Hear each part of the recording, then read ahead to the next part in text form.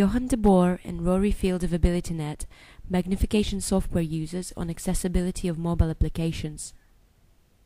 Hi, I'm Johann de Boer. I'm a usability and accessibility consultant at AbilityNet.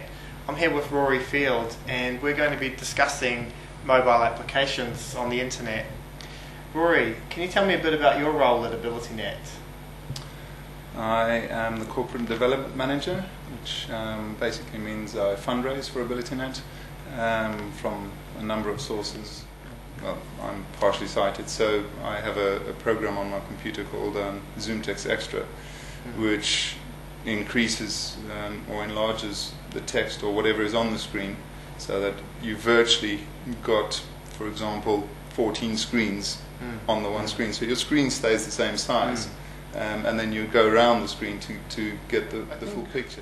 With the technology improving and carrying on, there are some conundrums. I mean, I would want the screen as big as I can.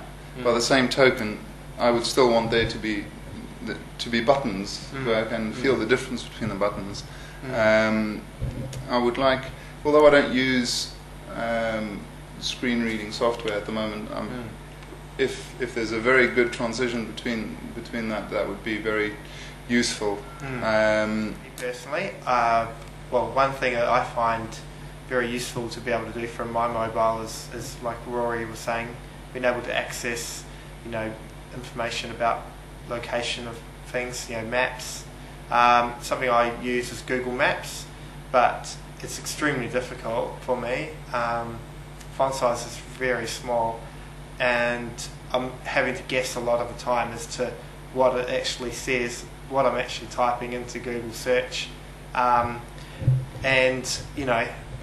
I'm able to get by just with a bit of information and be able to put the pieces of the puzzle together.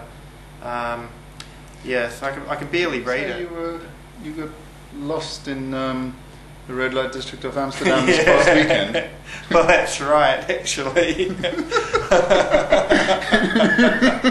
Well, that's right. Yeah, theoretically, you don't want to get lost in the red light district of Amsterdam.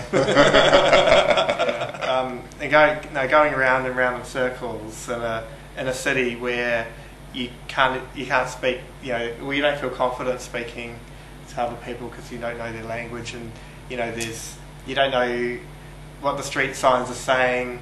You can't understand anything around you, and all you've got is your mobile, but you can't see the screen. I think it is quite a frightening situation to be in. Not too long ago, there was a training session that Robin and I needed to give, and as I am sometimes, completely disorganised, didn't have any details written down on where I needed to go. But I knew, okay, I can get the details I need from my mobile, because if I can access the web, then I should be able to search for the details on Google Maps. But I was struggling to be able to read Google Maps, so I decided I'd go to McDonald's and use their free Wi-Fi. And I made it in time to the meeting, but it was I turned up feeling completely flustered, really. I honestly can't see that we being a very general we, will be able to go for a lot longer without being able to increase the font on the phone, whether that be for emails or texts or whatever, just the font in general on your phone. With an aging population, there are more and more older people, and we know that there's over 60% of older people have, call it, decreased sight. They're going to be struggling. It's always, well, you want it small so that you can fit more on your screen, and so that makes it, for sighted people, a little bit easier to navigate, really, because you can see everything in one glance. But I think, well, give people a choice then. So maybe there's something that I can press to make it bigger, or the other way around, that it starts big and somebody's got the choice to press something that goes smaller, so that they can see everything in one glance. Cool. Thank you very much, Rory.